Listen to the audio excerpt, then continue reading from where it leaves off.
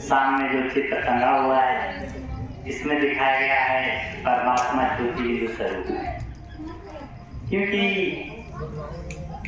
यदि हम इस दुनिया में भी किसी से मिलना चाहते हैं तो जब तक हमें उसका एड्रेस नहीं मालूम होता, पता नहीं मालूम होता, परिचय नहीं मालूम होता है, तब तक हम उससे नहीं मिल सकते।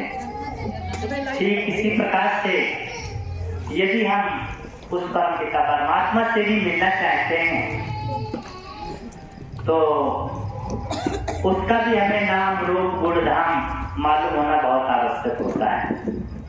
क्योंकि उस परमपिता परमात्मा ने ही गीता में कहा है कि मैं जो हूँ जैसा हूँ मैं खुद ही जब इस तरह पर आता हूँ तभी मैं अपना परिचय देता हूँ। मेरा परिचय कोई गुरु ज्ञानी मठाधीश नहीं जानता है। तो आज वही परमपिता परमात्मा इस तरह पर आया हुआ है और उसने जो भी अपना वास्तविक परिचय दिया है वो इस चित्र के माध्यम से बताएंगे।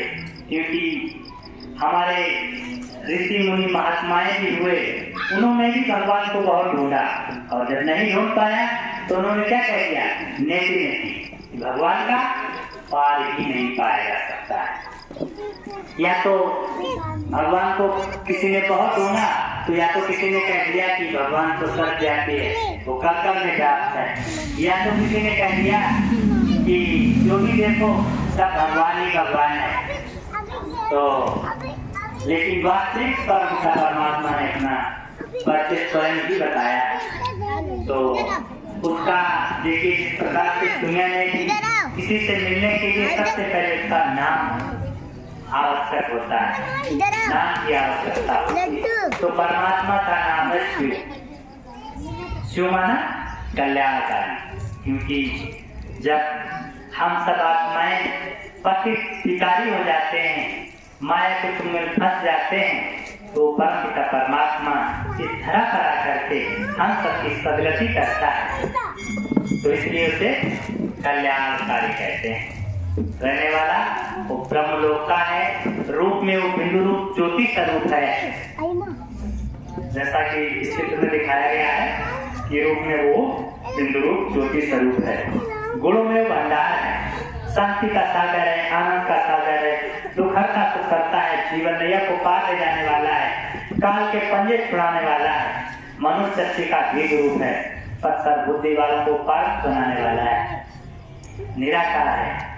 रामायण में भी कहा गया है कि बिन पद चले सुने विकाना कर कर्म करे विनाना। इससे निश्चित होता है कि भगवान हाथ पैरों वाला नहीं बल्कि वो निराकारी है। तो इस प्रकार से परमपिता परमात्मा के तमाम गुण हैं। कहने का मतलब कि वो रूप में बिंदु है लेकिन गुणों में सिंधु है, गुणों में अनंत है।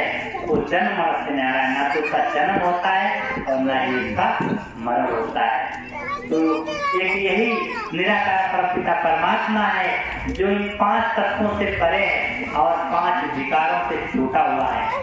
क्योंकि इस संसार में जो भी हम आप मनुष्य हैं, चाहे कोई कितना भी मठाधीश साधु सन्यासी हो, लेकिन सभी काम क्रोध मोह लोभ अहंकार इन 5 जो है विकारों के वशीभूत है, या इन 5 तत्वों के या 5 चीजों के पिंजरे में सभी बंद है।